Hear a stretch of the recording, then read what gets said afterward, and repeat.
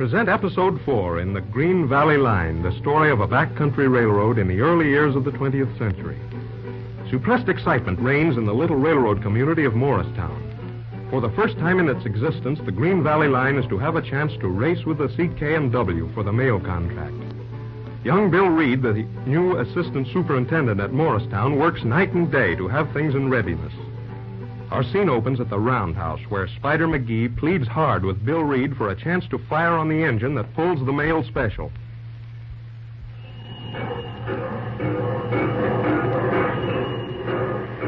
I tell you, Spider, there's nothing doing. Now listen here, Slim. No, besides, it's not my department. After all, Cronin's the master mechanic here, and it's up to him. Couldn't you put in a word for me? Nothing doing.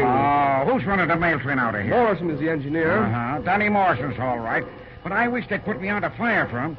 You know, Slim, there's a lot of talk going on around here. What kind of talk, Spider? Well, I ain't mentioning no names, but there's somebody'd be mighty glad to see the Green Valley lose out on this here mail train. Just what do you mean by that, Spider? Anything special? You see, Slim, you sure tied into a tough job here on the Green Valley. And just on account of you and me being buddies a while back, I kind of like to see you put it over. Yeah. Although, of course, you being one of the main guys around here and me just a boomer, maybe I hadn't ought to be so familiar. Oh, that's all right, Spider. We're still buddies, I guess. If you've got anything to say, go ahead and spill it. Well, you know, there's a lot of CK&W men working on this pipe. Yes? Not only in the engines and in the roundhouse, but amongst the trainmen and the section foreman. Well, I know that, Spider. What of it? Well, the whole pack of them was taking their orders from Cronin. I figured they're going to pull something on the West End. When that there mail special goes through, look Sure, you're out. not just getting suspicious now, Spider. Dead sure, I tell you. There's some funny work going on. What do you think is going to happen? Well, that I ain't figured out yet. But there's 80-odd miles of track through the mountains. Even if they don't fix one on the engine, why, all they got to do is throw a rail somewhere, and that's the end of the chances for the mail contract. All right, Spider. Thanks a lot. I'll keep my eyes skinned.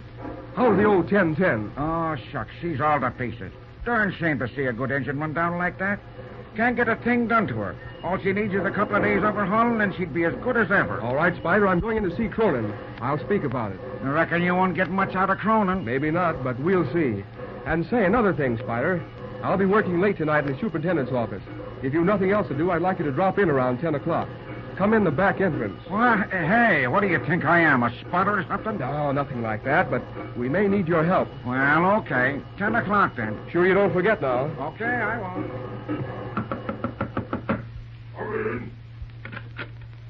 Good morning, Cronin. Oh, morning. Come in.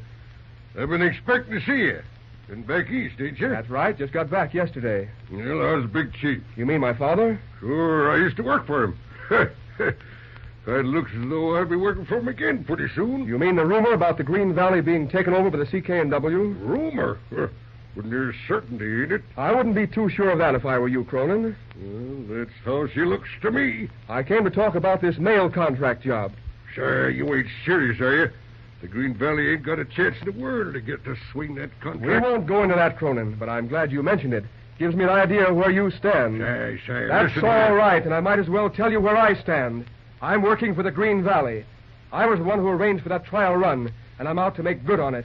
Get the idea? Mm-hmm. Your old man's going to be tickled to death when he hears about your working against him, ain't he? Don't worry, he knows about it already. Besides, that's my business. Now let's talk about engines. What have you got for the mail run? Well, we're tuning up the 590. She's the best engine we get in the West End. She ain't so good. You mean to say we've only got one engine in fair shape on the West End? Well, no, there's 3 or 4 engines in good shape, but they ain't got the speed. I see. What's the matter with this yard engine, the 1010? They seem to be having a lot of trouble on the hill. Suppose this here Spider McGee's been putting up a holler? Huh. If you go around talking to the boomers about the state of things, you'll sure get an earful. I asked you what was wrong with that engine. Oh, she's just a bunch of junk and scrap, that's all. Ain't worth fixing. And yet they say she was a mighty good engine 2 years ago. One of the fastest on the road. Hey, this here home guard's sure getting some funny ideas. Cronin, I want the 1010 put in shape. What? You mean I'm going to waste good material on that old goat? That's what I said. Well, what do you want done? I understand she wants quite a few new tubes. New grates, and I want her tightened up. I guess you'll have to wait a while. Then, because, well, we ain't got enough men to do the work right now. You'll have 4 new machinists today. They'll report at 1 o'clock.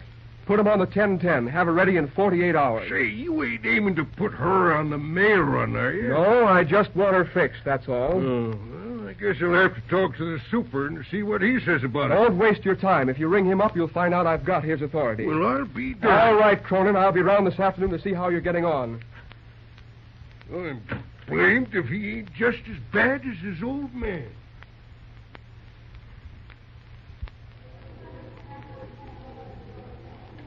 Come on, Mickey, let's eat. Sure, we'll be setting up to the counter. I want to talk to Maggie. Well, hello, Mickey. Hello. And look who's here, the great spider monkey in person. Thought you'd quit us, Spider. Oh, listen. The way you blowed me off the first night that I came in here with Bill Reed, you're mighty lucky to get me back here again. Well, maybe I sized him up wrong. They say that friend of yours is sure stirring things up. Sure, didn't I tell you? Pretty soon you're going to be mighty glad you got them shares in the Green Valley, Maggie. Gosh, I hope you're right. Well, what do you have, boys? Give me one of those big T-bone steaks, Maggie. Leave everything on but the horns and the hoofs. Just warm it on both sides and throw it on a plate. Same for me, Maggie. And when you're through with the order, I want to talk to you, Maggie. I have a letter from the old country. I get you, Mickey. I'll be back in a minute. You know, Mickey, I'm feeling kind of good today. Looks like we're going to get somewhere. Looks like it, Spider. With the old tin going into the shops for a while for fixing up. I'll be feeling pretty good myself. Did you pipe the look on Cronin's face when we pulled into with the engine? I did that. I'll be glad when them repairs is done. That felly's a bad actor. He can throw a monkey wrench in until the works. He'll do it. Not with young Bill watching him. That youngster means business, Mickey. Well, good luck to the boy. It's an uphill road he's after traveling. Here you are, boys. Oh, put her right there, Mikey. Don't nobody talk to me for the next 20 minutes. What's the news you got from the old country, Mickey? Well, you remember the little girl I was telling you about? Sure. You don't mean she's coming out here? Aye, she's on her way out. I had a letter from my sister Bridget to say the youngster was leaving 3 weeks ago. And I got a telegram from New York that just says she was on her way. My goodness, then she'll soon be here. Aye, if she comes straight through, she'll be here on number 10 tomorrow, I'm thinking. Well, ain't that nice? You're not forgetting the promise you made me. Of course not, Mickey. I'll be glad to give her a chance. Has she had any experience? In service for 3 or 4 years now. Fine, and she's coming tomorrow. Land's sake, who's going to meet her? Well, I'll be at the train myself, I'm thinking, if I'm not working. And you could slip out for a few minutes, maybe. You leave it to me, Mickey. I'll be there. Just think of that girl coming all this way alone. How old is she? What's her name? I'm thinking she'll be just 18 this fall. Her name is Sheila McGuire. Fine. I'll look after her, Mickey. And if she makes out all right, there'll be a job for her at the Green Valley restaurant as long as she wants. That's mighty generous of you, Maggie, and I'll not be forgetting it. Oh, shucks, that's nothing. Excuse me now, Mickey. I have to get busy. Come on now, Mickey. Eat your dinner. There's a mess of stuff to straighten out in that yard, and only a couple of hours before it gets dark. Hurry now. It's mighty bossy you're getting around here lately, Spider McGee. Anybody think you were running the whole railroad? Ah, come on. We got to get through. I got some business to do tonight. Oh, I suppose the superintendent is after consulting you. Maybe you ain't so far wrong at that. Yeah, come I on, suppose eat so. your dinner.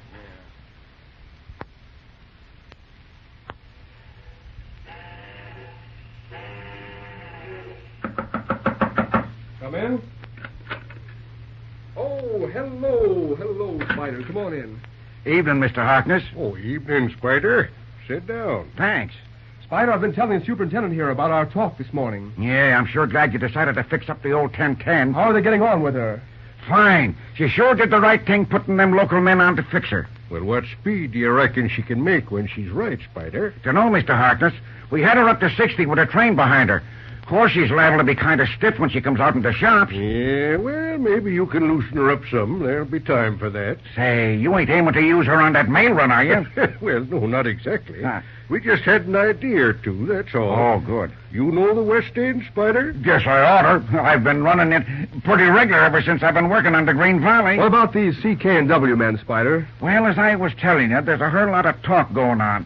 They claim that the mail special ain't ever going to get through the mountains. Listen, Spider. We get those 2 cars of mail off the S&M at Glassbell on the east end at 1:10 in the morning. It'll be a night run as far as Millwater siding. I don't reckon you'll have any trouble on the East End. It's open country, and they won't try anything No, there. that's what we figure. The special will be into Morristown around 2:30. Well, what time do you figure to make? Well, to beat the CK&W time by an hour, we've got to average only 38 miles an hour over the whole run. Gosh, that's a plenty. It means hitting her up to 65 or 70 on level track. Sure, we figure we can do that if all goes well. Sure. Now, we want you and Mickey to be ready with old 1010. What for? We're going to run 1010 ahead of the mail train as a pilot through the mountains. Good. Gee whiskers. So that's the layout, That's the layout. Hey, what's that? I don't know. Well, there's somebody outside of the door. Outside, come on, let's go.